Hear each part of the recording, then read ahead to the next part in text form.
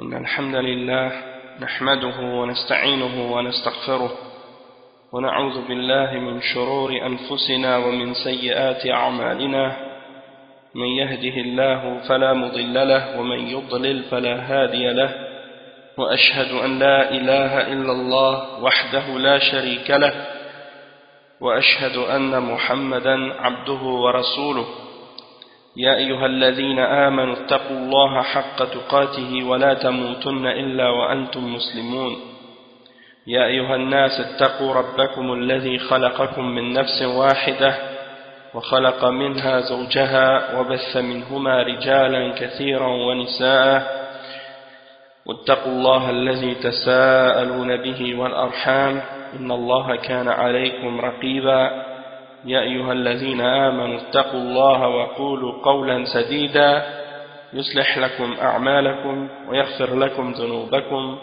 ومن يطع الله ورسوله فقد فاز فوزا عظيما أما بعد وإن خير الكلام كلام الله وخير الهدي هدي محمد صلى الله عليه وسلم وإن شر الأمور محدثاتها وكل محدثة بدعة وكل بدعة ضلالة وكل ضلالة في النار أما بعد. Donc on continue dans la lecture du sharh de Kashf al-Shubuhat du Cheikh Abdul Aziz ibn Baz rahimahullah, et aujourd'hui c'est le cours numéro 11. Donc on commence maintenant à partir du texte directement du Cheikh Mohammed bin Abdul Wahhab avec la lecture de la 9e Shubha, la Shubha al-Tasi'a. Le Cheikh Mohammed bin Abdul Wahhab rahimahullah, il dit: إذا تحققت أن الذين قاتلهم رسول الله صلى الله عليه وسلم أصح عقولا وأخف شركا من هؤلاء فاعلم أن لهؤلاء شبهة يريدونها على من ذكرنا وهي من أعظم شبههم فأسغ سمعك لجوابها، وهي أنهم يقولون إن الذين نزل فيهم القرآن لا يشهدون أن لا إله إلا الله ويكذبون الرسول صلى الله عليه وسلم وينكرون البعث ويكذبون القرآن ويجعلونه سحرا، ونحن نشهد أن لا إله إلا الله وأن محمدا رسول الله ونصدق القرآن ونؤمن بالبعث ونصلي ونصوم فكيف تجعلوننا مثل أولئك. Donc le Cheikh Mohammed bin Abdul Wahhab, il explique la 9e Shubha. Et la 9e Shubha, ça tourne autour du sujet qu'ils accusent les gens qui sont sur le tawhid et qui appliquent le tawhid et qui suivent la da'wa des prophètes, la da'wa des ulama, de Ahl al-Sunnah, la da'wa du Cheikh Mohammed bin Abdul Wahhab. Ils les accusent de faire le takfir des musulmans.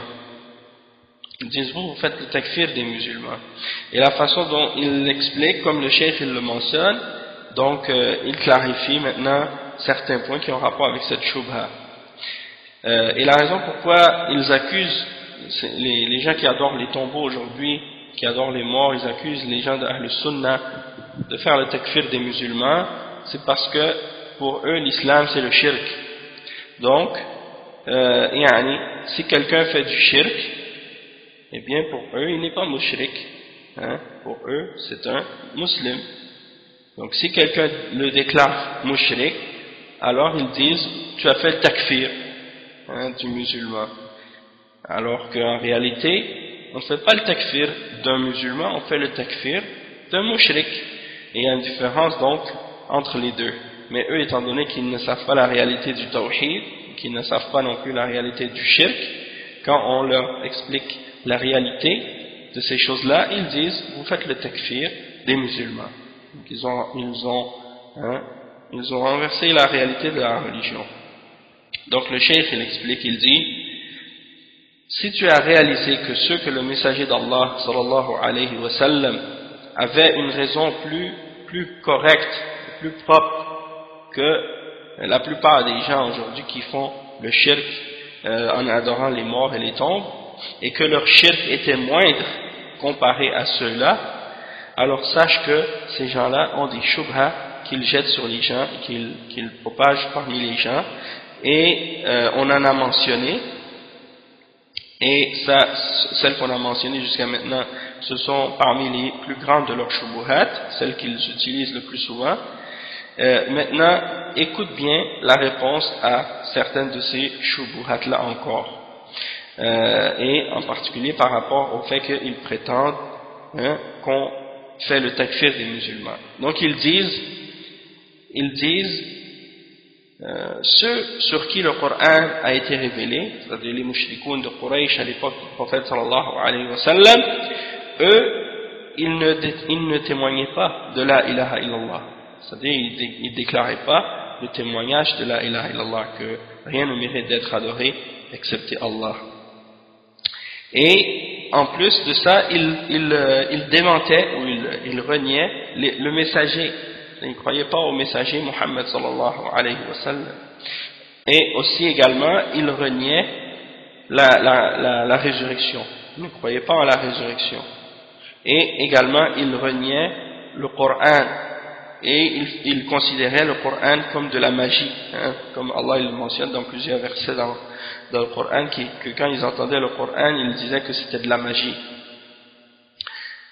Également, ils disent, tandis que nous, on témoigne de la ilaha illallah.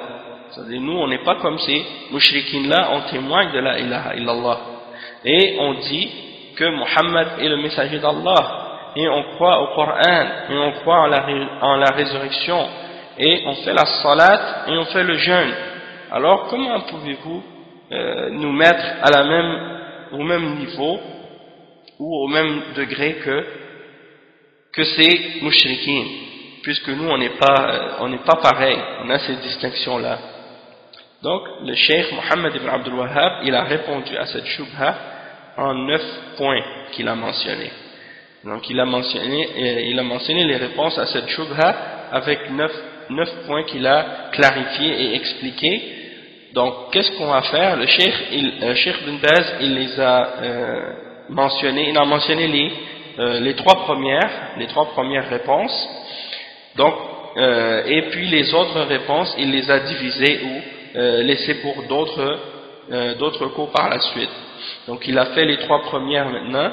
La 4e, il a fait un autre cours avec, et la réponse 5, 6, il a fait un autre cours avec, et ensuite il a fait un autre cours plus tard, après c'est 7, 8, 9. Donc il a divisé les réponses à cette shubha.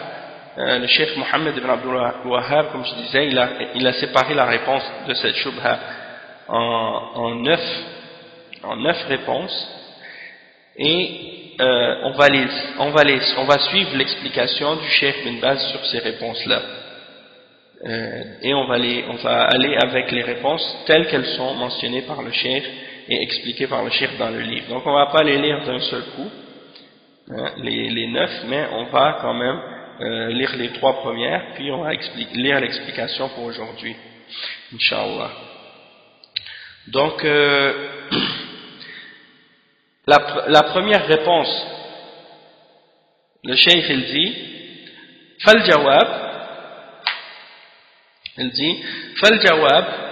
la réponse à cette shubha, ça c'est le cheikh Mohammed bin Abdul Wahhab qui dit أنه لا خلاف بين العلماء كلهم أن الرجل إذا صدق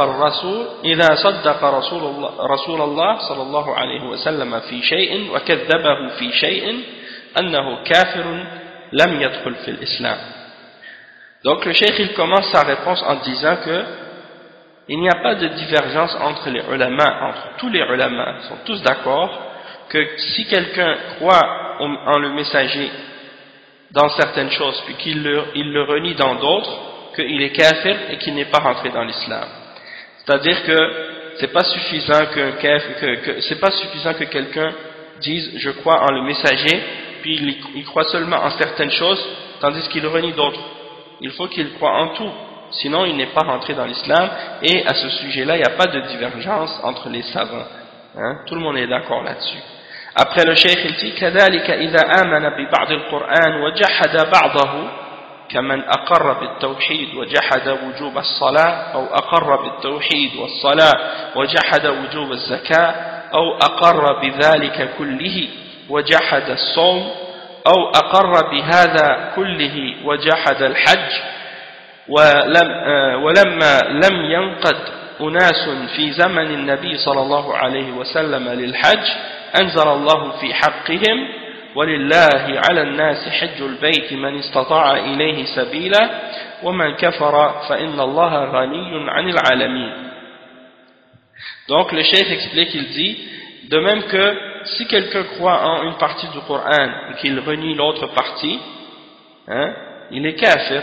De même que celui qui accepte le tawhid et qui renie l'obligation de la salat, il est kafir. Ou bien qu'il est d'accord avec le tawhid et la salat, mais qu'il renie l'obligation de la zakat, il est kafir.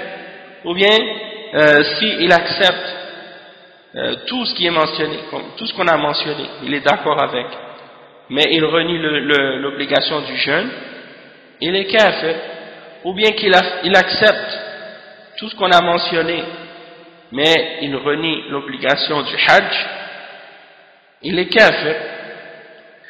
Et à l'époque du prophète Mohammed sallallahu alayhi wa sallam, lorsqu'il y a eu des gens qui ont renié l'obligation du hajj, ou qui ont refusé d'accepter la législation du hajj, Allah subhanahu wa ta'ala a fait descendre un verset à leur sujet, qui est le verset 97 dans Surat Al-Imran, dans lequel il dit que le hajj est une obligation, walillahi ala nasi hajjul bayt, donc Allah subhanahu wa ta'ala a mis comme obligation pour les gens de faire le hajj à la maison, c'est-à-dire à la Kaaba, pour celui qui a la capacité et les moyens de le faire.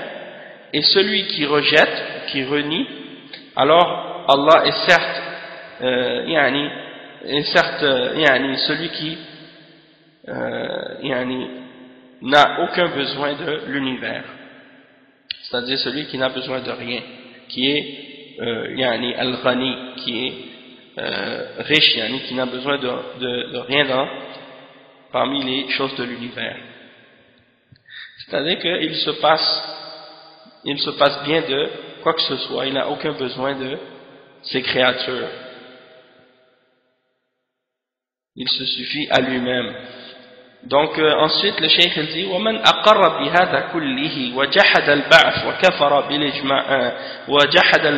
كفر بالإجماع وحل دمه وماله كما قال تعالى إن الذين يكفرون بالله ورسله ويريدون أن يفرقوا بين الله ورسله ويقولون نؤمن ببعض ونكفر ببعض ويريدون أن يتخذوا بين ذلك سبيلا أولئك هم الكافرون حقا وأعتدنا للكافرين عذابا مهينا. Donc le cheikh il dit la même chose pour celui qui il accepte tout ce qu'on a mentionné. Il accepte le tawhid, la salat, la zakat, le hajj, le jeûne, il accepte tout ce qu'on a mentionné, sauf que il renie et il refuse de croire en la résurrection. Le cheikh dit qu'il est kafir selon le consensus. Il est kafir selon le consensus, et son sang et ses biens sont halal. Son sang et ses biens deviennent licites. De la même manière que, et la preuve de ça, il mentionne un exemple dans le verset 150 et 151 dans Surat An-Nisa, dans lequel Allah subhanahu wa ta'ala dit ceux qui ont renié Allah subhanahu wa ta'ala et son messager, qui ont refusé de croire en Allah et à son messager, et qui veulent faire une distinction entre Allah et son messager en disant nous croyons en certains d'entre eux. Ils veulent faire une distinction entre la foi en Allah et en ses messagers, et ils disent nous croyons en certains d'entre eux et nous renions certains d'entre eux, et ils veulent prendre une voie intermédiaire entre ces voies-là. Ceux-là sont les vrais mécréants.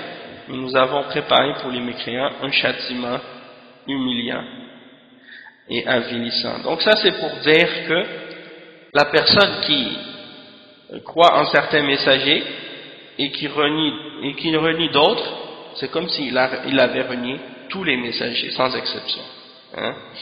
Ensuite le cheikh il dit فإذا كان قد صرح في كتابه أن من آمن ببعض وكفر ببعض فهو الكافر حقا زالت هذه الشبهة وهذه هي التي ذكرها بعض أهل الأحساء في كتابه الذي أرسله إلينا.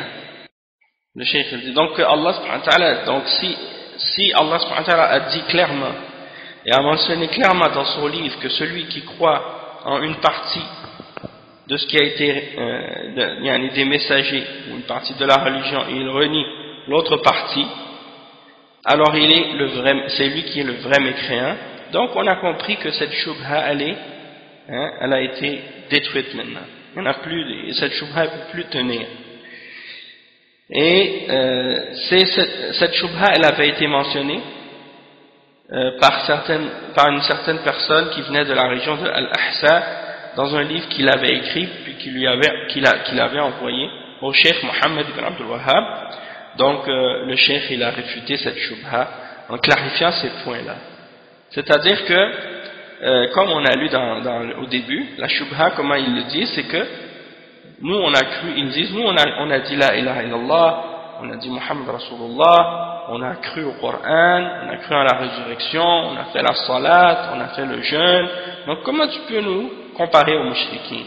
Donc le cheikh il leur explique et il leur dit, c'est pas une question de croire en ces points-là seulement, puis en même temps tu fais quelque chose qui vient en contradiction avec les fondements de l'islam. Hein? Comme par exemple tu dis je fais la salat, ou je dis la ilaha illallah, ou je fais le jeûne, ou je crois au messager, puis après tu vas adorer une idole, ou bien tu vas te prosterner devant une tombe. Eh bien, ce que tu dis, tu le détruis en faisant qu'est-ce qui est interdit et qu'est-ce qui est contraire avec ces fondements-là. Donc, c'est pas juste de croire en une partie de la religion et renier le reste. Hein? Donc, si tu comprends cette réponse-là, bien ça y est, cette shubha elle est détruite déjà, elle est clarifiée. Après le cheikh il dit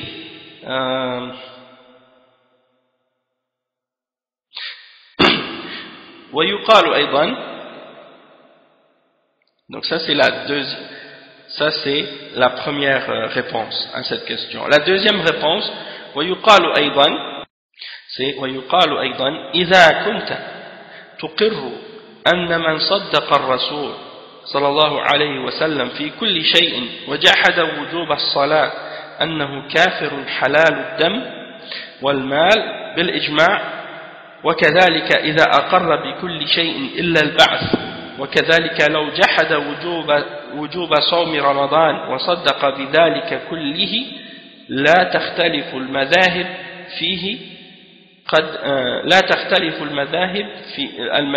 فيه قد نطق به القرآن كما قدمنا. فمعلوم أن التوحيد هو أعظم فريضة جاء بها النبي صلى الله عليه وسلم، وهو أعظم من الصلاة والزكاة والصوم والحج. فكيف إذا جحد الإنسان شيئا من هذه الأمور كفر ولو عمل بكل ما جاء به الرسول صلى الله عليه وسلم؟ وإذا جحد التوحيد الذي هو دين الرسل كلهم لا يكفر. سبحان الله ما أعجب هذا الجهل. Donc le cheikh il répond, et sa deuxième réponse, on voit son argumentation est très solide, très forte. Il dit qu'on répond également que si tu as cru, si tu as déclaré, que tu as accepté la foi en le messager, tu as cru en lui dans tout ce qu'il a demandé, ou dans tout ce qu'il a dit, et que tu as renié l'obligation de la salat, hein, et tu es d'accord que celui qui a cru en tout ce que le messager sallallahu alayhi wa sallam a dit, mais qui a nié la salat, tu es d'accord qu'il est kafir, et que son sang est halal, que ses biens sont halal, selon le consensus des musulmans. De même que s'il a accepté toute chose, excepté la foi en la résurrection. Hein, de même que si il renie par exemple l'obligation du jeûne du Ramadan et qui croit en tout le reste. Tous les madhab, tous les madhab de l'islam sont d'accord pour dire que cette personne-là, hein, elle est kafir, elle n'est pas musulmane, comme on l'a mentionné, et comme le Coran l'a mentionné également. Donc, on sait que le tawhid, c'est la plus grande de toutes les obligations de la religion, et que le prophète Mohammed sallallahu alayhi wa sallam, hein, il a ramené ce principe du tawhid, qui est la plus grande obligation que l'islam nous ordonne d'appliquer et que le prophète sallallahu alayhi wa sallam a amené. Donc, on sait que le tawhid, c'est plus grand que la salat, c'est plus grand que la zakat, c'est plus grand que le jeûne, c'est plus grand que le hajj. Hein? Donc, si quelqu'un, dans l'islam, n'importe qui nie quelque chose parmi les exemples de ce qu'on a mentionné, comme la salat, le jeûne, la salat, la zakat, le hajj, si quelqu'un nie ces choses-là, il devient kafir, même si il applique tout le reste de ce que le prophète sallallahu alayhi wa sallam a enseigné. Donc s'il nie le tawhid, qui est la base de la religion, il ne devient pas kafir. Donc ça veut dire, le cheikh est en train d'expliquer, il est en train de dire en fait que, comment ça se fait que vous êtes d'accord que celui qui abandonne la salat, la zakat et le jeûne et qui renie ça, qu'il est kafir, mais quand il renie le tawhid et qu'il oppose le tawhid, vous dites non, il ne devient pas kafir, hein, ça c'est de l'ignorance. Qui dit subhanallah, ma a'jaba hadha al-jahl, hein, donc ça c'est incroyable. Et après il donne une autre réponse encore, qui est la troisième réponse. Il dit ويقال أيضا هؤلاء أصحاب رسول الله صلى الله عليه وسلم قاتلوا بني حنيفة وقد أسلموا مع النبي صلى الله عليه وسلم وهم يشهدون أن لا إله إلا الله وأن محمدا رسول الله صلى الله عليه وسلم ويؤذنون ويصلون فإن قال إنهم يقولون إن مسيلمة نبي قلنا هذا هو المطلوب. إذا كان من رفع رجلا إلى رتبة النبي صلى الله عليه وسلم كفر وحل ماله ودمه ولم تنفعه الشهادتان ولا الصلاة فكيف بمن رفع شمسان أو يوسف أو صحابيا أو نبيا إلى مرتبة جبار السماوات والأرض سبحان الله ما أعظم شأنه كذلك يتبع الله على قلوب الذين لا يعلمون. Donc le cheikh il ramène encore un autre argument, hein? C'est une massue sur leur tête, hein, la tête des gens du shirk. Allah musta'an, il les a vraiment bien clarifié les choses, il leur a vraiment bien clarifié, il les a bien réfutés. Il dit que par exemple, regardez les compagnons du messager sallallahu alayhi wa sallam, ils ont combattu Bani Hanifa, une tribu qui s'appelait Bani Hanifa, qui avait accepté l'islam avec le prophète sallallahu alayhi wa sallam et qui témoignait, qui disait la ilaha illallah Muhammad Rasulullah et qui faisait l'adhan et qui faisait la salat, hein, il les a combattus. Et la raison pour laquelle les Sahaba les ont combattus, c'est parce qu'ils croyaient en Musaylama, al-Kadhab, le menteur, le faux prophète, Musaylama. Donc, s'ils répondent en disant, oui mais eux, ils faisaient tout ça ce que tu mentionnes, c'est-à-dire ils disaient la ilaha illallah, Muhammad Rasulullah, ils faisaient la salat, ils faisaient l'adhan, ils faisaient, hein, sauf qu'ils croyaient en Musaylama, ou bien ils disaient que Musaylama est un prophète. Donc s'ils te disent ça, nous on répond, on dit, voilà l'argument qu'on vous donne, et voilà la réponse qu'on recherchait. Le cheikh dit, si celui qui élève un homme au niveau d'un prophète, il devient mécréant, et que son sang et ses biens deviennent halal à cause de ça, et que son témoignage en la ilaha illallah et sa salat ne lui servent plus à rien, alors que dire de celui qui élève un homme au niveau de Allah subhanahu wa ta'ala, hein, qui élève un être humain comme Shamsan ou Yusuf ou un sahabi ou un prophète quelconque, il l'élève au niveau du Tout-Puissant, le créateur des cieux et de la terre, alors bien celui-là, il est encore plus mécréant, encore plus kafir que celui qui élève un homme au niveau de prophète. Et il dit subhanallah ma'azama sha'na, comme Allah subhanahu wa ta'ala est grand, subhanallah. Et il mentionne le verset 59 dans Surat Ar-Rum, il dit c'est ainsi que Allah subhanahu wa ta'ala a scellé les cœurs de ceux qui ne savent pas. Donc ça c'est les trois premières réponses à la shubha des mushrikines et des ubbad al-qubur, des adorateurs des tombeaux, lorsqu'ils disent vous déclarez les musulmans kuffar. Ils disent vous déclarez les musulmans kuffar. Ça c'est pas vrai. On déclare pas les musulmans kuffar, on déclare les kuffar kuffar. Et on déclare qui? Les mushrikines kuffar. Ceux que Allah subhanahu wa ta'ala mentionne dans le Coran et que le prophète sallallahu alayhi wa sallam a mentionné également dans le Coran comme étant des kuffar. Donc on va lire maintenant l'explication de Cheikh Ibn Baz rahimahullah au sujet de cette shubha et de ses réponses. Comment il a clarifié ça?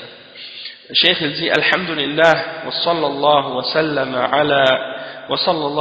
sallam ala rasulillah wa ala alihi wa ashabihi wa man ihtada bihudahu. Amma ba'd. يذكر الشيخ محمد بن عبد الوهاب رحمه الله أن لهؤلاء المشركين عباد القبور وعباد الأولياء لهم شبهة يريدونها على من كفرهم واستحل دماءهم وأموالهم بعبادتهم غير الله وتوجههم إلى القبور والأولياء ودعائهم إياهم ويقولون إنكم شبهتمونا بكفار قريش وغيرهم واستحللتم دماءنا وأموالنا ونحن نشهد أن لا إله إلا الله وأن محمدا رسول الله ونصلي ونصوم ونؤمن بالبعث كيف تجعلون مثل أولئك شبهة تخفى على كثير من الناس. Donc le Cheikh bin Baz il commence par résumer et clarifier la situation. Il dit louange à Allah et paix et salut sur le prophète Muhammad sallallahu alayhi wa sallam, sur sa famille, ses compagnons et ceux qui ont été guidés sur sa guidance et qui suivent sa guidance. Ensuite il dit que le Cheikh Mohammed ibn Abdul Wahhab rahimahullah il mentionne à ces mushrikines, adorateurs de tombes, adorateurs de saints, il mentionne qu'ils ont des shubuhat qu'ils mentionnent et qu'ils propagent parmi les gens et qu'ils jettent,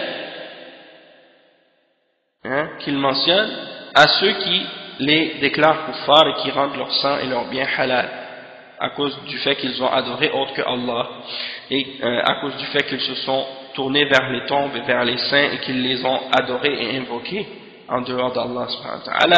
Donc eux ils disent comment pouvez-vous nous faire ressembler aux kuffars de Quraysh et aux autres kuffars et aux autres mushrikines, et comment pouvez-vous rendre notre sang et nos biens halal alors que nous on dit la ilaha illallah et on témoigne que Muhammad est le messager d'Allah et on fait la salat et on fait le jeûne du Ramadan et on croit en la résurrection.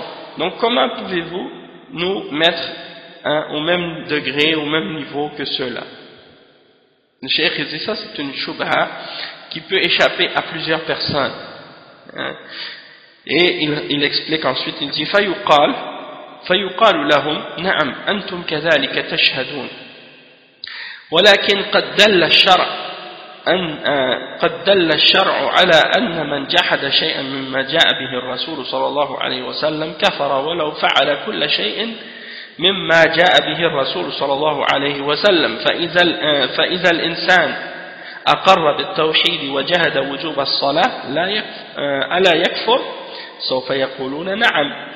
وإذا جحد الزكاة أو وجوبها أو جحد صيام رمضان أو جحد الحج مع الاستطاعة أو لم يؤمن بالبعث والنشور يكفر وإن كان يصلي ويصوم أليس كذلك؟ Donc le cheikh il pose des questions pour voir est-ce qu'ils comprennent, est-ce qu'ils sont d'accord.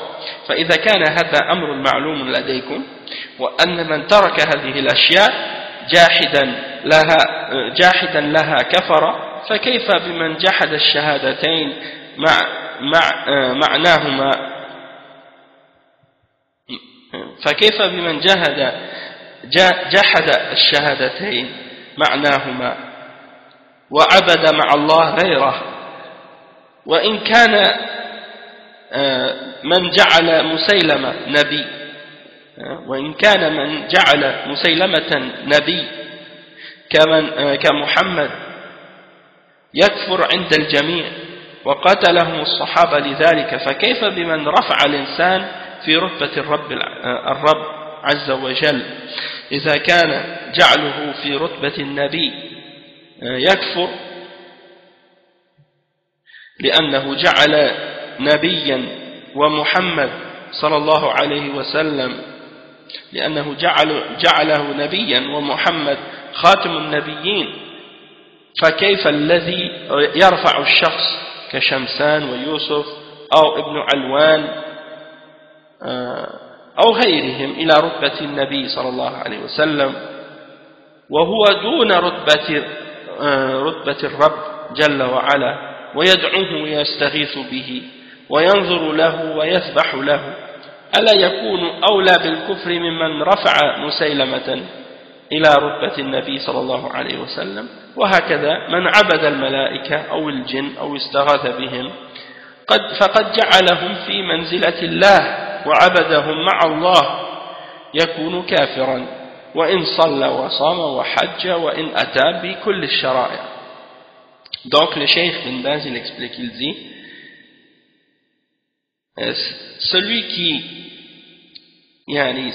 donc on leur dit à ces gens-là, oui c'est vrai que vous avez témoigné de ces choses-là, c'est-à-dire eux ils disent comment vous pouvez nous faire égal à ces gens-là parmi les kuffars de Quraysh alors que nous on témoigne de la ilaha illallah et on fait la salat et ainsi de suite. Alors le cheikh dit oui, on leur dit dans ce cas-là, oui c'est vrai vous témoignez de ces choses-là et vous faites ces choses-là, mais la charia nous a indiqué que si une personne renie quoi que ce soit de ce que le messager sallallahu alayhi wa sallam a ramené, il devient mécréant même si il fait toutes les choses qui ont été ramenées par le messager sallallahu alayhi wa sallam.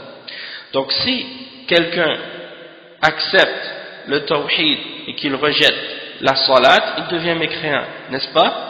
Et ils vont dire oui. Si quelqu'un accepte le tawhid mais il renie l'obligation de la salat ou l'obligation de la zakat ou l'obligation du jeûne, du ramadan ou du hajj avec la capacité de le faire, hein, ou il ne croit pas en la résurrection et en le rassemblement au jour de la résurrection, et que donc celui qui renie ces choses-là, malgré qu'il accepte le tawhid, hein, il devient kafir. Et il accepte par exemple le tawhid et la salat et la zakat et le jeûne et le hajj, mais qu'il rejette la foi en la résurrection, il devient kafir même s'il fait la salat, même s'il jeûne, hein. Si quelqu'un il prie tous les jours 5 fois par jour et qu'il fait le jeûne du ramadan mais qu'il dit moi je crois pas qu'il y a un paradis ou un enfer ou une résurrection, il devient kafir, hein. Donc dans ce cas-là, si vous avez accepté ça et si vous comprenez ce point-là, que celui qui a abandonné ces choses-là et qui les renie, alors il devient kafir, alors comment pouvez-vous dire dans ce cas-là que celui qui renie le shahadatain ou leur signification en adorant d'autres que Allah subhanahu wa ta'ala ou d'autres avec Allah, qu'il ne devient pas kafir, hein? Comme celui qui adore les tombes et les morts, en faisant ça, il a nié le témoignage de la ilaha illallah et il a nié, hein, le tawhid parce qu'il adore d'autres que Allah et d'autres avec Allah. Et le cheikh il dit si on dit de celui qui a fait de Musaylama un prophète, comme le prophète Mohammed sallallahu alayhi wa sallam, donc il a mis Musaylama à égalité avec le prophète Mohammed sallallahu alayhi wa sallam, il devient kafir. Selon tous les musulmans sont d'accord là-dessus. Et même les Sahaba ont combattu ces gens-là qui ont cru en Musaylama. Donc, que dire de celui qui a élevé un homme au niveau du Seigneur des cieux et de la terre, au niveau d'Allah subhanahu wa ta'ala? Ou bien, donc s'il l'avait élevé au niveau d'un prophète, il devient mécréant. S'il prend un homme et il l'élève au niveau d'un prophète ou au niveau du prophète Mohammed sallallahu alayhi wa sallam, il devient kafir, parce que le prophète Mohammed sallallahu alayhi wa sallam, c'est le dernier des prophètes, il n'y en a plus d'autres après lui. Donc si quelqu'un dit d'une autre personne que Mohammed sallallahu alayhi wa sallam, après la mort du prophète Mohammed sallallahu alayhi wa sallam, il dit lui c'est un prophète, eh bien il devient kafir. Alors que dire de celui qui élève une personne comme Shamsan, ça c'est des noms de personnes qui existaient probablement à l'époque du Cheikh Mohammed ibn Abdul Wahhab, des gens qui étaient adorés par les gens qui vivaient à cette époque-là, qui étaient pris comme des awliya ou des gens qu'ils considéraient comme étant des saints, et ils les adoraient en dehors d'Allah. Donc le Cheikh il leur dit, alors que dire de quelqu'un qui élève une personne comme Shamsan, ou Yusuf, ou Ibn Alwan, ou bien d'autres également, au niveau d'un prophète. Et on sait que le prophète, d'élever quelqu'un au niveau du prophète sallallahu alayhi wa sallam, c'est moins que d'élever au niveau de Allah subhanahu wa ta'ala. Donc, si il invoque ces gens-là en dehors d'Allah et qu'il égorge des animaux en sacrifice pour ces gens-là en dehors d'Allah, ou qu'il fait des vœux pieux pour eux, tout ça c'est des exemples de shirk. Donc s'il fait ça, si quelqu'un fait ça, il a élevé la personne à qui il a offert ces actes d'adoration-là, il l'élève au niveau d'Allah subhanahu wa ta'ala. Il fait de lui une divinité. Et donc ça c'est encore, cette personne-là mérite encore plus d'être déclarée mécréante que celui qui élève Musaylama au niveau d'un prophète. De même que celui qui adore les anges ou qui adore les djinns et qui les appelle au secours dans les moments de détresse et qui leur demande ce qu'ils ont besoin, il leur demande de les aider, ou qui appelle n'importe quelle autre créature en dehors d'Allah, il l'a élevé au niveau d'Allah, au niveau du maître des mondes, du Seigneur des mondes. نعم فقد جعلهم في منزلة الله وعبدهم مع الله. Donc celui qui fait ça, qui adore les anges, les djinns, en dehors d'Allah, et qui les appelle au secours dans les moments de détresse, eh bien, il les a adorés avec Allah, et il est mécréant, il est kafir en faisant ça. Même s'il jeûne, même s'il fait la salat, même s'il fait le hajj, même s'il ramène toutes les obligations de la religion, puis que par la suite il invoque des anges ou des djinns, devient kafir ou mushrik. كما أنه لو صلى وصام وفعل كل شيء لكن أنكر نبوة محمد صلى الله عليه وسلم أو أنكر أنه خاتم النبيين كفر ولم تنفعه هذه العبادات التي أقر بها. Le cheikh il dit la même chose que si quelqu'un par exemple fait la salat, il fait le jeûne, il fait tous les actes d'adoration, mais il renie la prophétie que le prophète Mohammed sallallahu alayhi wa sallam est un prophète. Il nie que le prophète Mohammed sallallahu alayhi wa sallam est un prophète et que c'est lui le dernier qui a été envoyé à l'humanité, qu'il n'y en a pas d'autre après lui. Donc, celui qui nie ça, il est kafir.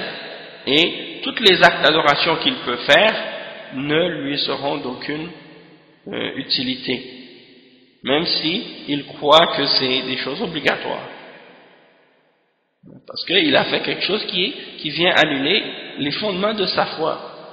وبهذا يتبين بأن من أتى بالأمور المشروعة وأقر بها ولكن أتى بناقض بطلت تلك الأمور كلها إذا أتى بناقض من نواقض الإسلام. ومن جحد وجوب الصلاة ووجوب رمضان وجحد الحج جحد البعث والنشور جحد كل جحد كون محمد صلى الله عليه وسلم خاتم النبيين يكفر عند الجميع. Donc le cheikh il dit de même que donc on peut comprendre par rapport à ce qu'on vient d'expliquer que si quelqu'un ramène tous les actes qui ont été légiférés par Allah subhanahu wa ta'ala et il croit il est d'accord avec l'obligation de ces choses-là, il reconnaît leur obligation, mais qu'il fait quelque chose qui vient annuler les fondements de sa foi, eh bien dans ce cas-là toutes les choses qu'il a faites, qu'il a acceptées, en lesquelles il a cru sont annulées à cause de ça. Lorsqu'il fait une chose qui vient annuler la validité de son islam, qu'est-ce qu'on appelle les nawaqid de l'islam, c'est-à-dire les annulatifs de l'islam. Donc celui qui par exemple renie l'obligation de la salat ou l'obligation du jeûne du ramadan, ou qui renie le hajj, ou qui renie la résurrection, ou qui renie le fait que Muhammad sallallahu alayhi wa sallam soit le dernier des prophètes, eh bien selon tous les savants de l'islam, tous les musulmans de la Ummah, cette personne-là est considérée comme étant un mécréant.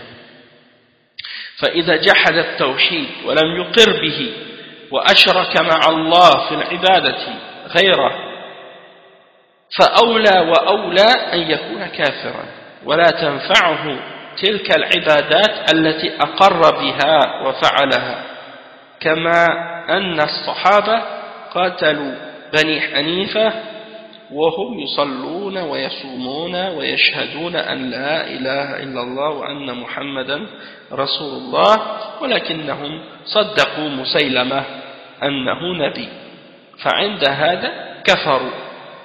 Donc le cheikh il dit que si ils acceptent, il dit que si quelqu'un renie le tawhid, si quelqu'un renie le tawhid et qu'il n'accepte pas le tawhid et qu'il fait le shirk avec Allah subhanahu wa ta'ala dans l'adoration et qu'il adore autre que Allah, alors dans ce cas-là il mérite encore plus d'être mécréant, et tous ces actes d'adoration qu'il fait, eh bien même s'il accepte l'obligation de ces adorations-là, ou même s'il les fait, eh bien ça ne sera d'aucune utilité pour lui, puisqu'il a détruit le fondement et la base principale de son islam. De même que les Sahaba, ils ont combattu la tribu de Bani Hanifa, malgré que c'était des gens qui faisaient la salat, qui faisaient le jeûne, qui disaient la ilaha illallah, qui disaient Muhammad Rasulullah, mais ils ont cru en Musaylama, ils ont cru que Musaylama était prophète. Alors à partir de ce moment-là, ils sont devenus mécréants, même s'ils faisaient la prière, même s'ils faisaient le jeûne. C'est comme ceux qu'on appelle aujourd'hui les Ahmadiyya, la secte des Ahmadiyya. Ils disent que Ghulam Ahmad est un prophète, qui était né en Inde vers le 15e ou 16e siècle du calendrier chrétien. Donc ces gens-là sont considérés kuffar parce qu'ils croient qu'il y a un autre prophète après le prophète Mohammed sallallahu alayhi wa sallam. Et la même chose avec n'importe quel autre groupe ou personne qui affirme qu'il y a un autre prophète après le prophète Mohammed sallallahu alayhi wa sallam. Ils sont considérés comme des kuffars. La même chose pour ceux qu'on appelle les black muslims, la nation de l'islam, les gens qui suivent Louis Farrakhan aux États-Unis ou ailleurs. Eh bien ces gens-là aussi sont des kuffars parce qu'ils disent qu'il y a un autre prophète après le prophète Mohammed sallallahu alayhi wa sallam qu'ils appellent Elijah Muhammad. Ils disent que c'était leur prophète, que c'était un prophète pour les noirs. Et ça c'est un mensonge parce que le prophète qui est venu pour les noirs, pour les blancs, pour les jaunes, pour les rouges, pour toutes les nations, pour toutes les couleurs, c'est le prophète Mohammed sallallahu alayhi wa sallam, Mohammed ibn Abdullah, celui qui est venu il y a plus de 1400 ans. Donc il n'y a pas besoin d'avoir un prophète spécial pour un peuple en particulier ou une couleur en particulier aujourd'hui, puisque le prophète Mohammed sallallahu alayhi wa sallam il est venu pour toutes les catégories de personnes déjà. Donc celui qui croit qu'il y a un autre prophète après le prophète Mohammed sallallahu alayhi wa sallam, il est kafir, peu importe qu'est-ce qu'il prétend ou qu'est-ce qu'il dit. Et peu importe qu'est-ce qu'il fait, même s'il fait la salat, même s'il fait le jeûne, ou même si il porte la barbe, il met un qamis, même si la femme elle porte le voile avec le niqab et qu'elle fait la salat et tout, si elle dit qu'il y a un autre prophète après le prophète Mohammed sallallahu alayhi wa sallam, il est kafir. Et donc celui qui fait toutes ces choses-là, mais qui en plus adore autre que Allah, eh bien, il est encore plus kafir. Il mérite encore plus d'être kafir. Comme les gens qui adorent les morts et les tombes, parmi les Rafida et parmi les Soufis, il y a ceux qui adorent les saints, et qui adorent les tombes, et qui adorent les arbres, et qui adorent les pierres et les roches et les tombeaux. Tous ces gens-là, c'est la même chose. Naam. Et donc ça c'est des explications claires de la part du cheikh qui nous montrent et qui nous font comprendre ces principes-là. Après le cheikh il dit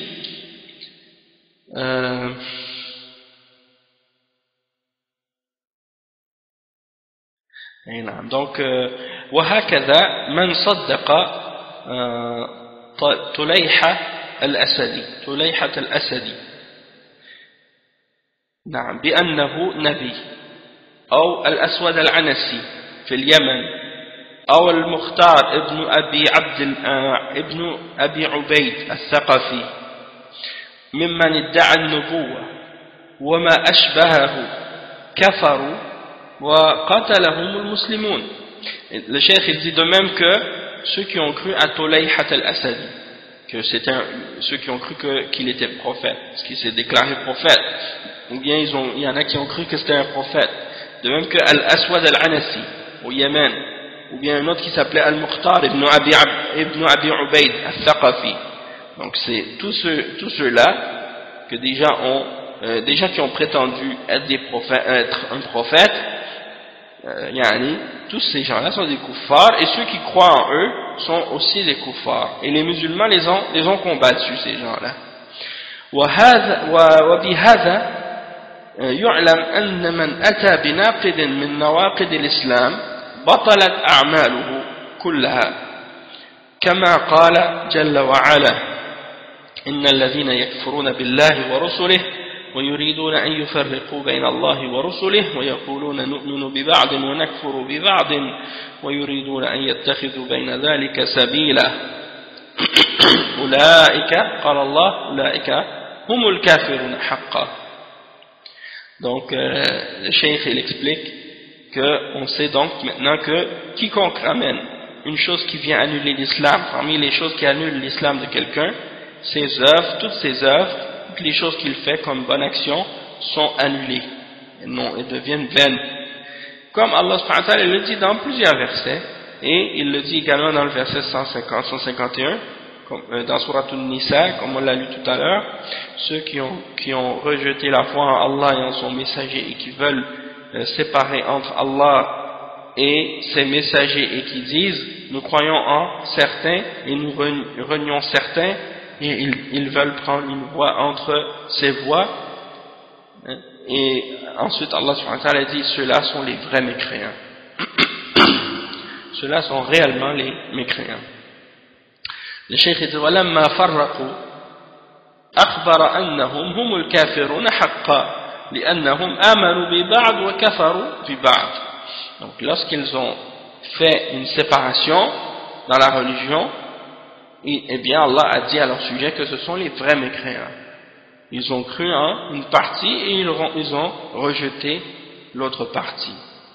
فإن قالوا نؤمن مثلا بمحمد صلى الله عليه وسلم ولكن لا نؤمن بالبعث والنشور أو لا نؤمن بالجنة أو يقول ليس هناك نار أو لا نؤمن بوجوب الصلاة أو لا نؤمن بوجوب الزكاة أو بوجوب رمضان كل هذا ردة عن الإسلام وكفر ولو فعلوا ما سوى ذلك من أمور الإسلام. الناقد الواحد يكفي ببطلان ما هم عليه.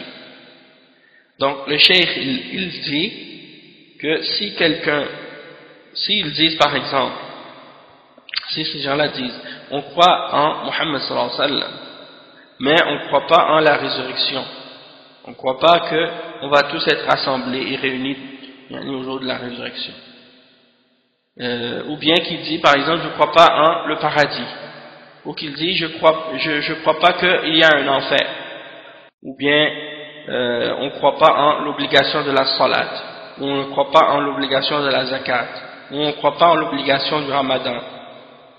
Le cheikh dit tout ça sont des formes d'apostasie de l'islam. Toutes ces choses-là sont considérées comme des formes d'apostasie de l'islam, comme si ces gens-là, en ayant dit ça, ils ont renié, même s'ils font tout le reste de ce qui est ordonné par l'islam. Le cheikh il dit qu'un seul des annulatifs de l'islam suffit pour annuler tout ce qu'ils ont fait. وهكذا لو أقروا بكل شيء ولكن سبوا الله أو سبوا الرسول أو طعنوا في الدين أو استهزأوا بالدين كفروا ولم تنفعهم تلك العبادات والأعمال التي يقومون بها لما أتوا بالناقد للآية الكريمة ويريدون أن يفرقوا بين الله ورسله ويقولون نؤمن ببعض ونكفر ببعض فهذا الذي حصل من الإيمان ببعض والكفر ببعض هو الذي كفرهم وعطل أعمالهم. ومن هذا قوله جل وعلا قل أبالله وآياته ورسوله كنتم تستهزئون لا تعتذروا قد كفرتم بعد إيمانكم. كفرهم بسبب استهزائهم وإن كانوا يصلون ويصومون. وهكذا قول النبي صلى الله عليه وسلم من بدل دينه فاقتلوه. تبديل الدين بالإتيان بناقض من نواقض الإسلام هذا تبديل الدين. ولهذا عقد العلماء في جميع المذاهب باب حكم المرتد قالوا وهو المسلم يكفر بعد إسلامه يعني بناقض من النواقض وفق الله الجميع. Donc le cheikh il termine cette explication de ces exemples à la réponse des shubuhat des adorateurs des tombeaux, des adorateurs des morts. Donc il termine cette explication là de la parole du cheikh Mohammed ibn Abdul Wahhab en disant donc en clarifiant ces principes là. Donc il dit que de même que si quelqu'un accepte tout dans l'islam mais qu'il insulte Allah ou qu'il insulte le prophète Mohammed sallallahu alayhi wa sallam ou qu'il attaque ou qu'il critique la religion, qu'il insulte la religion ou qu'il se moque de la religion, alors il devient kafir et tous les actes d'adoration qu'il a pu faire comme la salat, le jeûne, le hajj ou les autres choses de la religion, ça n'aura plus aucune importance et ça n'aura plus aucune valeur. Toutes les œuvres qu'ils ont faites de la religion sont annulées parce qu'il a fait quelque chose qui vient détruire sa foi et détruire ses fondements dans la religion. Et la preuve de ça, c'est, comme on a dit tout à l'heure, le verset 150, 151 dans Surat An-Nisa, وَيُرِيدُونَ أَن يُفَرِّقُوا بَيْنَ اللَّهِ وَرُسُلِهِ وَيَقُولُونَ نُؤْمِنُ بِبَعْضٍ وَنَكْفُرُ بِبَعْضٍ. Donc c'est des gens, ils veulent croire en une partie de la religion, puis renier l'autre partie.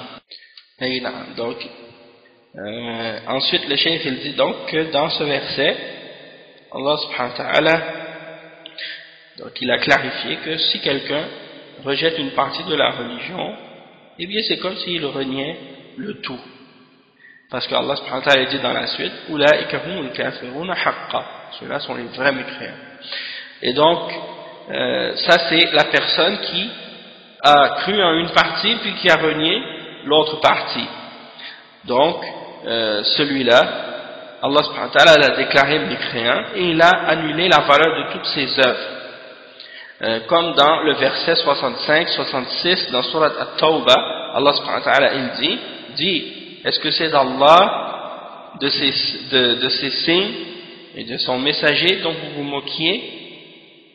Dit, ne vous excusez pas, hein? Non, ne vous excusez pas, vous avez bel et bien mécru après avoir eu la foi. Donc Allah subhanahu wa ta'ala les a déclarés mécréants. Allah les a déclarés mécréants pour s'être moqués de la religion. Même s'ils faisaient la salat, même s'ils faisaient le jeûne, même s'ils appliquaient la religion, ils sont devenus mécréants. Pourquoi? Parce qu'ils se sont moqués de la religion. Hein, même s'ils n'avaient pas l'intention, même s'ils n'étaient pas sérieux, ils disaient ça juste pour rire, et malgré tout, Allah subhanahu wa ta'ala les a déclarés forts. Hein, donc c'est ainsi que quelqu'un peut accepter des principes de la religion, mais qu'il peut devenir mécréant d'une autre façon, comme par exemple, comme on a dit, se moquer de l'islam, insulter Allah, ou des choses de ce genre, ou bien quelqu'un qui, comme on a donné des exemples depuis le début, plusieurs exemples de ça, qui accepte certains principes et qui renie d'autres. De même que le prophète sallallahu alayhi wa sallam a dit, Man baddala dinahu faqtuluhu. Ça c'est un hadith sahih apporté dans le Bukhari, dans lequel le prophète sallallahu alayhi wa sallam il dit, celui qui a changé sa religion, alors tuez-le. Et donc ça c'est le fait de changer la religion en amenant quelque chose qui vient l'annuler, qui vient détruire ses fondements. Parmi les annulatifs de l'islam, ça c'est considéré comme un changement de religion. Et c'est pour ça que les savants de l'islam, dans tous les madhahib, que ce soit le madhab Hanafi ou Maliki ou Shafi'i ou Hanbali, ils ont tous des livres de fiqh dans lesquels il y a un chapitre qui s'intitule le verdict de l'apostat. Le verdict de l'apostat, et ils ont donné comme définition à ce terme-là, au murtad, que c'est le musulman qui renie l'islam après avoir eu la foi ou après avoir cru en l'islam, il rejette l'islam. C'est-à-dire celui qui a ramené une chose qui vient annuler son islam. Donc le cheikh il termine en disant wafaqallahu al-jami'. Donc ça c'est ce qui vient conclure l'explication de ce point-là. Et ça c'est très important, hein, par rapport à ce qu'on a clarifié. Ensuite, on va lire quelques questions et réponses du cheikh Ben Baz au sujet de ce chapitre, qui sont des questions très très importantes et très très bénéfiques. La première question, يذكر العلماء في أهل البادية أن الأعرابي قد يعذر فما هي المسائل التي قد يعذر فيها صاحب البادية، وهل هذا خاص بزمن النبي صلى الله عليه وسلم عند بداية الإسلام؟ Donc la question c'est, certains ulama ont mentionné au sujet des gens qui habitent dans les déserts, dans des endroits isolés ou éloignés, à propos du bédouin par exemple, qu'il peut être excusé pour certaines questions. Donc il peut être excusé. Quelles sont les questions dans lesquelles il peut être excusé, le bédouin? Et est-ce que ça c'est spécifique à l'époque du prophète sallallahu alayhi wa sallam, au début de l'islam? Le cheikh il répond, Al-Jawab, يعذر الأعرابي وغير الأعرابي بالشيء الذي يمكن جهله مثل بعض أركان الصلاة وبعض أركان الزكاة وبعض المفترات. أما إذا جحد الصلاة رأسا وقال لا أصلي، أو جحد الصيام رأسا وقال لا أصوم رمضان، ما يعذر، لأن هذا شيء معلوم من الدين بالضرورة وكل مسلم يعرف هذا. أو جحد شروط الصلاة أو أن عرف من واجبات الحج ومن أعمال الحج لأنه قد يخفى عليه ولكن يقر بالحج وأنه فرض لأن مثل هذه قد تخفى على العام. Donc le cheikh il répond, il dit que c'est le bédouin peut être excusé, et autre que le bédouin, c'est-à-dire c'est pas seulement le bédouin, il se peut qu'il soit excusé pour quelque chose, pour la chose qui n'est pas, pour la chose qu'il est possible pour lui d'ignorer, comme par exemple certains piliers de la salat, ou certains piliers de la zakat, ou certaines choses qui annulent le jeûne. En ce qui concerne la négation de la salat, il y a quelqu'un qui nie directement l'obligation de la salat, qui dit je prie pas, ou qui nie le jeûne, directement, il dit je jeûne pas le ramadan, il n'est pas excusé. Il dit parce que ça c'est une chose qui est connue par nécessité de la religion, et tout musulman sait que ces choses-là c'est obligatoire. Ou bien quelqu'un qui nie par exemple, qui renie les conditions du hajj, ou que Arafat fait partie des obligations du hajj, parmi les actes qu'on doit faire dans le hajj. Il dit, parce que ça c'est quelque chose par contre qui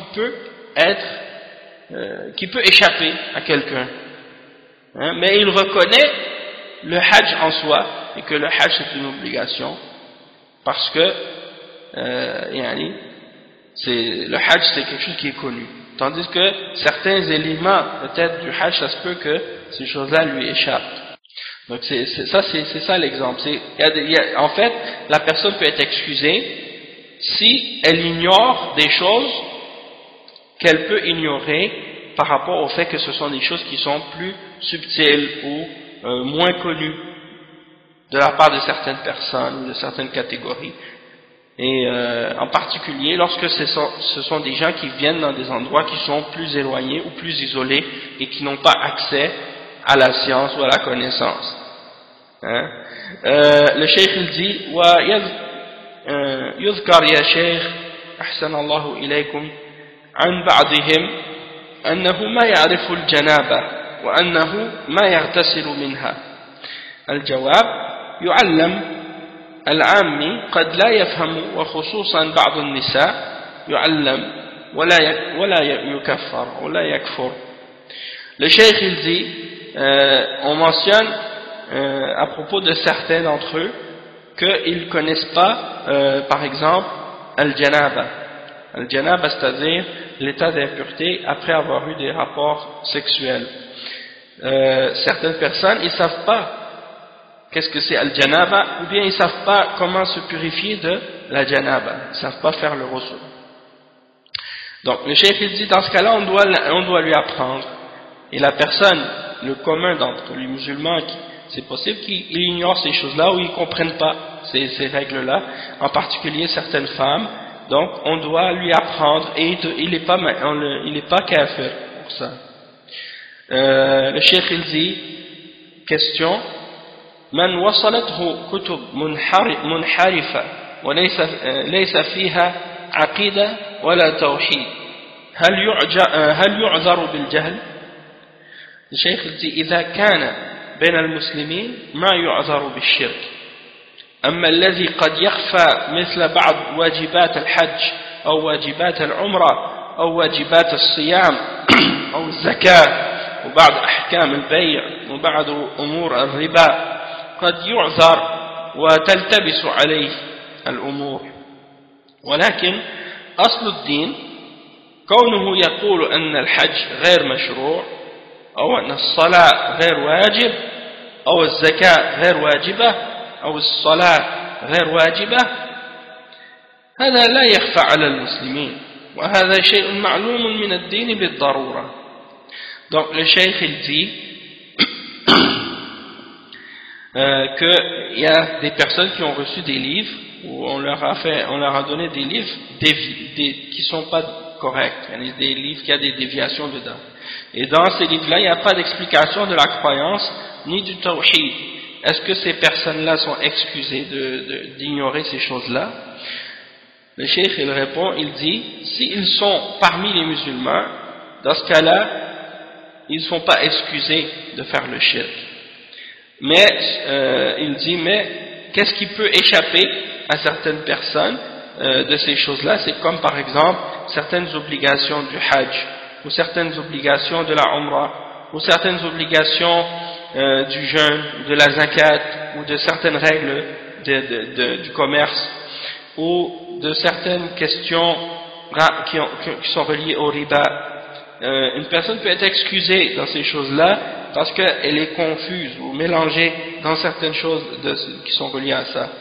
Par contre, les fondements de la religion, le fait que quelqu'un dise par exemple que le Hajj c'est pas obligatoire, ou que le jeûne c'est pas obligatoire, ou que la zakat c'est pas obligatoire, ou que la salat c'est pas obligatoire, il dit ça c'est des choses qui ne peuvent pas échapper à un musulman, c'est des choses connues de la religion par nécessité. Hein? Donc le cheikh il explique ça, il clarifie. Hein? Et il dit لو قال لا بد أن تتوفر شروط في من أريد تكفيره بعينه وتنتفي الموانع. الجواب مثل هذه الأمور الظاهرة ما يحتاج فيها شيء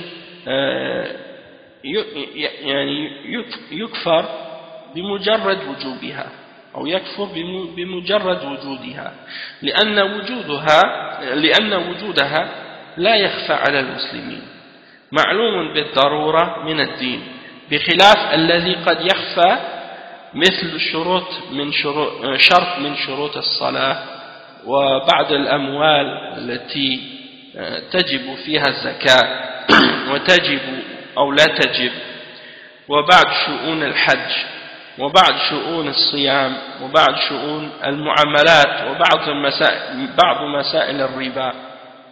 Donc, le cheikh on lui demande il dit si quelqu'un dit par exemple il faut que il y ait certaines conditions qui soient présentes et c'est-à-dire il faut établir certaines conditions en la personne qu'on déclare mécréante en tant qu'individu et il faut vérifier l'absence de certains empêchements.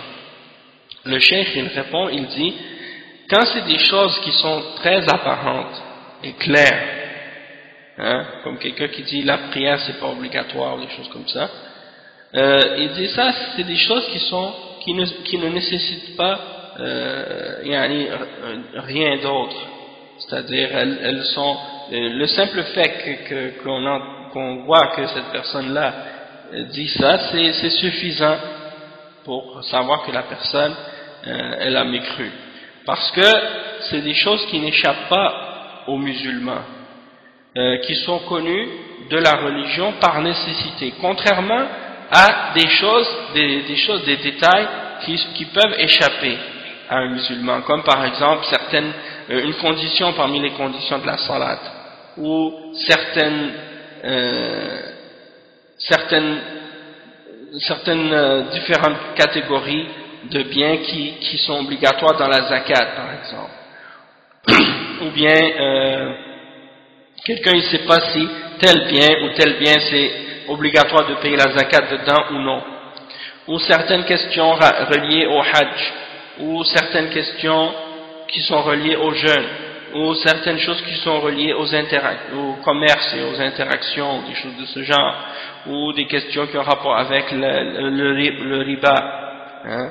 Donc ça c'est des choses qui peuvent parfois échapper à des personnes et dans ce cas-là les personnes pourront être excusées dans ces choses-là, contrairement à d'autres qui sont établies, connues, claires pour tout le monde.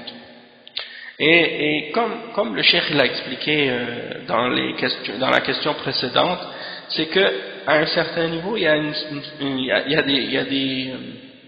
il faut comprendre dans ces questions-là que ces choses-là sont relatives d'une certaine façon, parce que ça dépend de l'endroit, ça dépend des personnes, ça dépend des catégories de personnes aussi.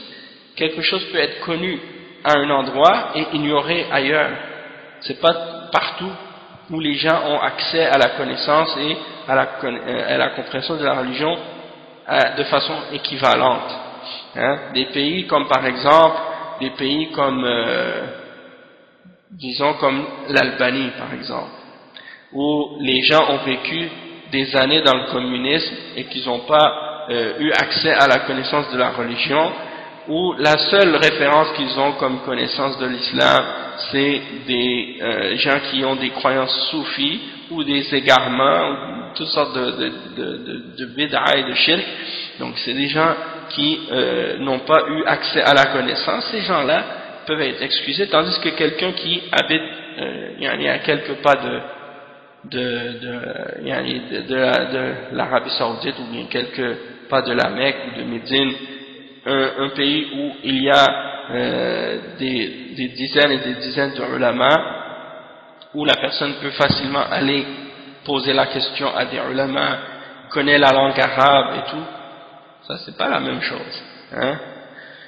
Ou des gens qui habitent dans les montagnes, dans un pays où les gens habitent dans la montagne ou dans la brousse, dans un endroit éloigné, dans un petit village, connaissent pas l'arabe, hein? Connaissent pas l'arabe, et la personne qui leur apprend dans le village c'est un soufi ou quelqu'un qui a une aqida de bid'a ou de shirk, ou un sorcier, ils connaissent rien.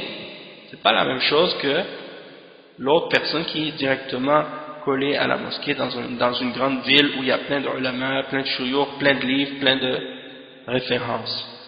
Donc les ulama, ils font les distinctions entre ces catégories-là et ces situations-là.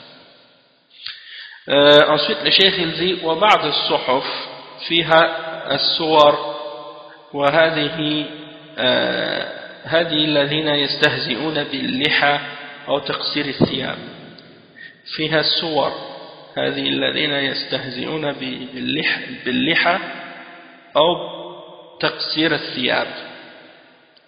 الجواب: قد يخفى على بعض الناس حكمه، وقد يخفى عليه وجوب هذا الشيء، ويحسب أنه سنة، نسأل الله العافية، ويحسب أنه سنة، نسأل الله العافية. ولكن الاستهزاء يعني حتى بالسنة يكفر، ولو استهزأ بالنوافل كفر، ولو استهزأ بصيام النوافل أو بحج النافلة كفر. Donc le cheikh il dit, dans certains journaux il y a ces images où on se moque de la barbe, ou bien on se moque des vêtements courts. Par exemple, quand un homme porte le qamis en haut de la cheville, on fait des blagues avec ça, on fait des caricatures avec ça, des choses comme ça. Le cheikh il dit, c'est possible que pour certaines personnes le verdict de ces choses-là leur échappe. C'est-à-dire parfois peut-être ils ne savent pas que ça fait partie de la religion. C'est possible que certaines personnes ignorent que ces choses-là fassent partie de la religion, ou ils pensent que c'est une sunna. Mais le cheikh il dit, mais même de se moquer, même de la sunna, c'est quelque chose qui fait devenir kafir. Si quelqu'un par exemple il se moque des choses surérogatoires, hein, des actes surérogatoires, ou il se moque du jeûne surérogatoire, ou bien du hajj qu'on fait, qui est surérogatoire, c'est-à-dire que si on fait un hajj après celui qui est obligatoire, la personne qui se moque de ces choses-là, il devient mécréant quand même si c'est pas des choses obligatoires. Le cheikh dit ensuite, سؤال: حديث الرجل الذي أنكر قدرة الله. الجواب: هذا عموم القدرة، شيء دقيق، أنكر أن الله يقدر عليه إذا حرق وطحن وذري في البحر في اليوم العاصف قد يخفى عليه هذه القدرة الدقيقة. Donc on lui pose la question au sujet du hadith de celui qui renie la puissance d'Allah. La réponse, le cheikh il dit que ça c'est celui qui renie le pouvoir ou la puissance dans des choses petites ou des choses des détails. Donc il renie que Allah subhanahu wa ta'ala est capable de, par exemple, avoir la capacité de faire cette chose-là. S'il est brûlé et mis en poussière et qu'on jette ces poussières dans la mer, dans un jour où il y a beaucoup de vent, hein, ça se peut que cette chose-là échappe, cette puissance d'Allah qui est spécifique et subtile, détaillée, ça se peut que ça lui échappe. Mais Allah subhanahu wa ta'ala, il a le pouvoir de faire ça et de faire plus encore, puisque Allah subhanahu wa ta'ala, il a le pouvoir sur toute chose et il n'y a rien qui est difficile pour lui. Donc ça c'est un exemple. Et après le cheikh il dit, on lui a posé une autre question, سؤال بعد فروض الكفايات هذا قد يخفى. Donc si quelqu'un renie certaines formes de sunan qui sont le terme fard kifaya, c'est-à-dire des actes d'obligation qui sont pas obligatoires de façon générale, mais qui sont obligatoires ils sont obligatoires dans le sens qu'il faut qu'il y ait quand même un nombre suffisant de musulmans qui remplissent cette obligation-là.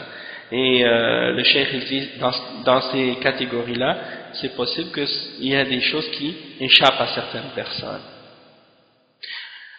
Ensuite, on lui pose la question, يقول ابن أبي العز رحمه الله لا نكفر أحدا من أهل القبلة الجواب ما لم يستحل فإذا استحلها كفر. Donc la parole de Ibn Abil Izz dans l'explication de l'Aqida al-Tahawiyya, lorsqu'il dit par exemple on ne déclare personne mécréant d'entre les gens de la Qibla, le cheikh il dit la réponse à ça, tant qu'il ne rend pas quelque chose halal parmi les choses haram. S'il le rend halal, il devient mécréant. Donc ça c'est des questions qui ont rapport avec le sujet de est-ce que la personne est excusée pour son ignorance ou non, et il faut comprendre donc dans ces choses-là il y a des détails et des clarifications. Et il y a le sharh de Cheikh Mohammed ibn Salih al-Uthaymin qui rentre dans les détails et qui clarifie ces choses-là. Il donne beaucoup de détails là-dessus. Et il y a aussi le livre de Cheikh Rabi'. Cheikh Rabi' il a écrit un livre dans lequel il répond à un individu parmi les gens de Bid'ah, parmi les égarés, qui s'appelle Al-Maliki, je pense, j'ai oublié son nom complet. Puis dans ce livre-là, il mentionne les questions qui ont rapport avec Al-Udhr bil-Jahl, et il clarifie que même que le Cheikh Mohammed ibn Abdul Wahhab, quand il a expliqué sa aqida à la fin, il a répondu à cette question-là, il a clarifié. Donc on va s'arrêter ici, Inch'Allah, pour aujourd'hui. Et puis on continuera donc la semaine prochaine, bi'idhnillah. Subhanakallahumma wa bihamdik. أشهد أن لا إله إلا أنت أستغفرك وأتوب إليك بارك الله فيكم وصلى الله وسلم على نبينا محمد وعلى آله وصحبه أجمعين.